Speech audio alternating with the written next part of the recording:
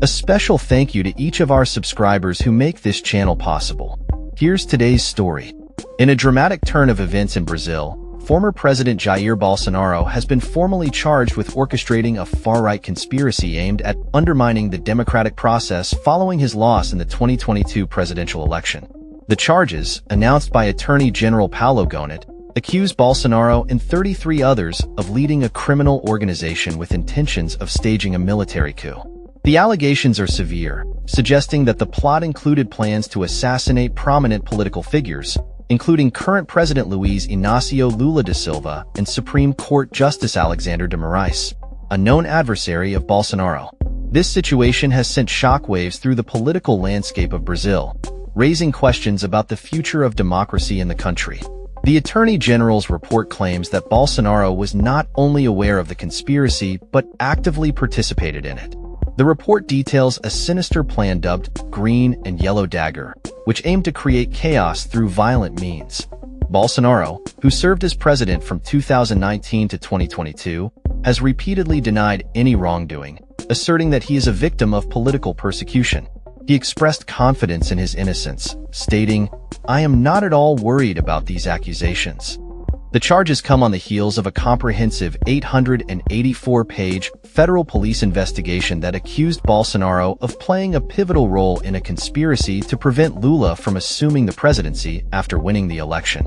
Bolsonaro's supporters famously rioted in Brasilia on January 8, 2023, storming government buildings in an attempt to overturn the election results, reminiscent of the January 6th insurrection in the United States.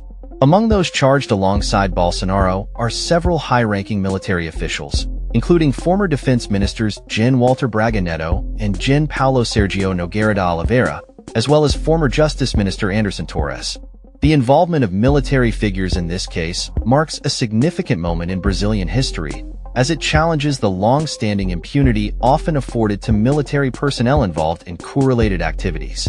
Historian Carlos Fico noted the unprecedented nature of charging military generals in Brazil, where many coup plotters from the past have evaded justice. The indictment of generals through a judicial process led by the federal police, with the endorsement of the country's attorney general, is unprecedented in Brazilian history, he stated.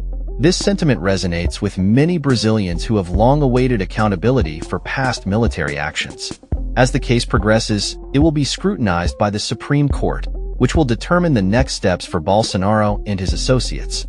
Legal experts suggest that if convicted, Bolsonaro could face a lengthy prison sentence, potentially ranging from 38 to 43 years.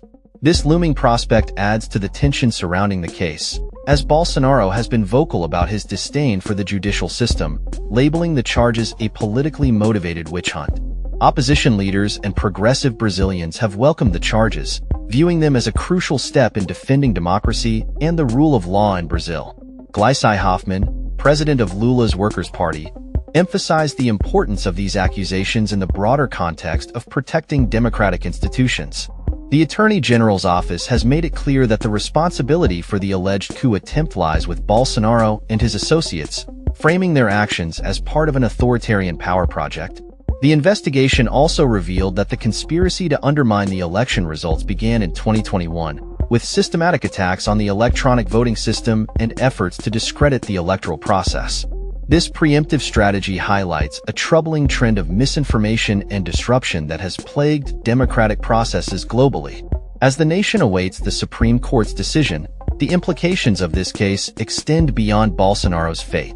It raises critical questions about the resilience of Brazil's democratic institutions and the potential for accountability in the face of political corruption. The outcome could set a precedent for how similar cases are handled in the future, particularly in a region where democratic backsliding has become increasingly common. In the coming months, all eyes will be on the Supreme Court as it deliberates on the charges against Bolsonaro and his co-accused. The stakes are high, not only for the individuals involved, but for the very fabric of Brazilian democracy.